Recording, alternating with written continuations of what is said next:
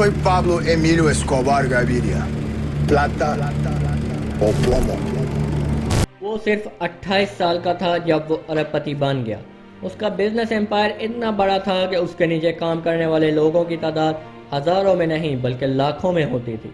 वो इतना पावरफुल था कि उसकी मुल्क की गवर्नमेंट तो उससे डरती ही थी, बल्कि अमेरिका जो सुपर पावर था वो भी उससे डरता था। वो कभी भी कहीं भी किसी को भी मरवा सकता था। वो इतना पावरफुल था कि उसे अपने ही मुल्क की सुप्रीम कोर्ट पर हमला करवा दिया। ये शख्स आखिर था कौन? इसके पास इतना पैसा कहां से आया और उसने ऐसा क्यों किया?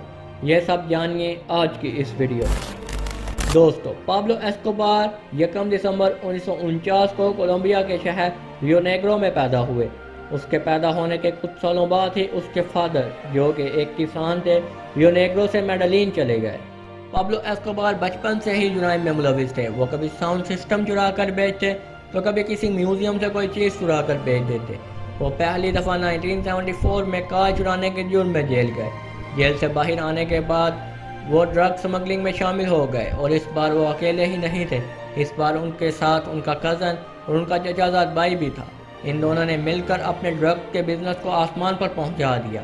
ये पेरू, एक्वाडोर जैसे ममालिक से रॉ फॉर्म में कोका खरीदते और इसको अपनी लैब में कोकेन में ट्रांसफॉर्म करते और फिर बॉर्डर पर डिस्ट्रीब्यूट भी करते। इनका नेटवर्क दिन ब दिन बढ़ता ही जा रहा था और रोज़ एक नई कोकेन की खेप और रोज़ाना एक नए तरीके से इसे बॉर्डर पर स्मगल किया जाता था।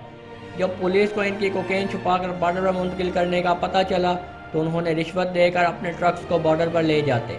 इनकी कोकेन अमेरिका तक जाती और अमेरिका में ड्रग्स बढ़ती ही जा रही थी और अमेरिका इस सिचुएशन पर सख्त तशवीश में था। अब अमेरिका ने कोलंबियन गवर्नमेंट पर प्रेशर बढ़ाना शुरू किया कि वो पाब्लो एस्कोबार को पकड़कर हमारे हवाले करें। दोस्तों, कई बार पुलिस ने इन्हें पकड़ने की कोशिश की, लेकिन तब तक वो ड्रग लॉर्ड बन चुके थे। उसके हाथ हर जगह फैले हुए थे। जो भी पुलिस उन पर हाथ डालती, उन सब की लाशें ही अगले दिन मिल पाती।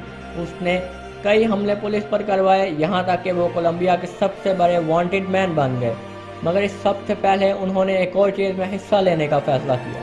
उन्होंने गवर्नमेंट, पुलिस, आर्मी और जुडिशरी में कई लोगों के साथ बातचीत बढ़ा ली थी, क्योंकि पाब्लो एस्कोबार एक पॉलिटिशियन भी बनना चाहते थे। जब उनका दिल पैसे से भरा तो उन्होंने 1970s में पॉलिटिक्स में एंटर होने का फैसला किया और अपनी एक कैंपेन सिविस्मो इन मार्चा, जिसके मतलब है सिविलिटी इन प्रोग्रेस, या उर्दू में कहें तो अवाम की तरक्की शुरू की, जिसमें उन्होंने पौधे लगाए और ज़ख्मी जानवरों का इलाज वगैरह करवाया। इसके साथ साथ उन्होंने लिबरल पार्टी ऑफ कोलंबिया के बनाने की माली और पॉलिटिकल सपोर्ट भी की। वो deputy representative to the chamber of representatives of Colombians Congress मुंतखब हुए, लेकिन उनका कोलंबिया की कांग्रेस में क़याम ज़्यादा देर तक नहीं रहा, क्योंकि इस दौरान उसका ड्रग का बिजनेस बहुत मशहूर हो चुका था और इस बार बहुत ज़्यादा इल्ज़ामात उन पर लग रहे थे। इसी वजह से उसे ओहदे से हटाकर पार्टी से भी निकाल दिया गया। अगर हम बिजनेस एम्पायर की बात करें तो पाब्लो एस्कोबार के कोकेन का बिजनेस पूरे साउथ अमेरिका, सेंट्रल अमेरिका यानी यूएसए और यूरोप के कई ममालिक जैसे इटली और स्पेन तक फैला हुआ था।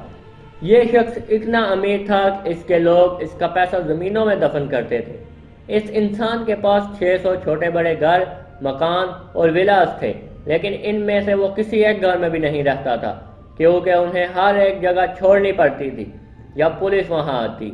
एक बार पुलिस ने इसके घर पर रेड किया और यहाँ से उसकी सारी बिजनेस और क्राइम वाली फाइल्स ले गई।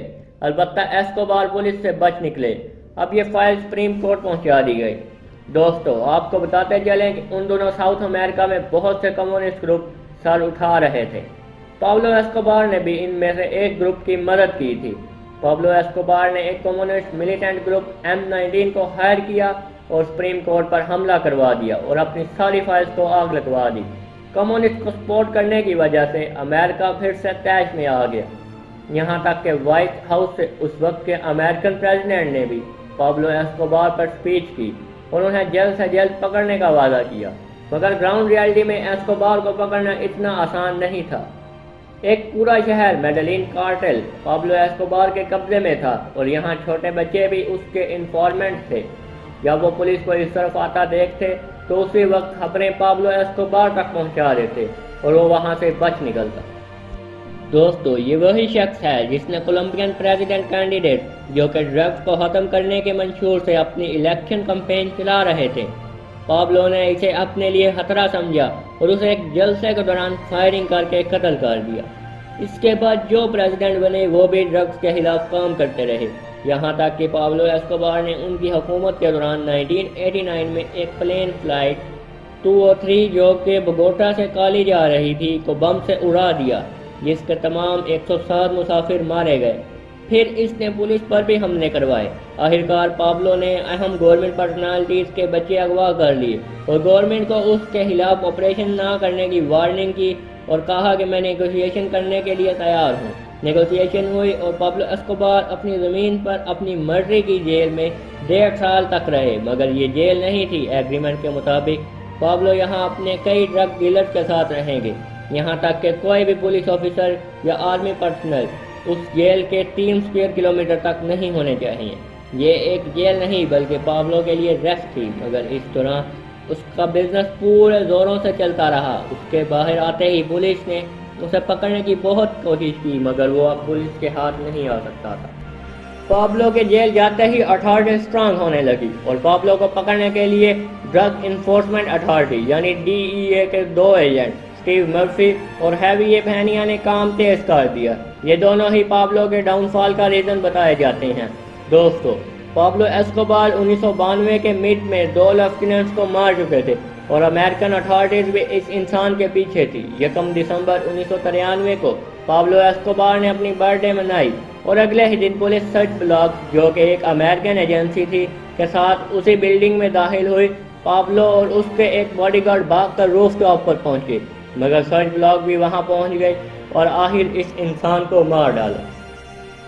دوستو، یہ تھی پابلو ایسکوبار کی سٹوری اور یہ سٹوری یہاں ختم ہوئی۔ اگر آپ کو ویڈیو پسند آئے تو ویڈیو کو لائک کیجئے اور چینل کو سبسکرائب کیجئے۔ Thank you for watching this video.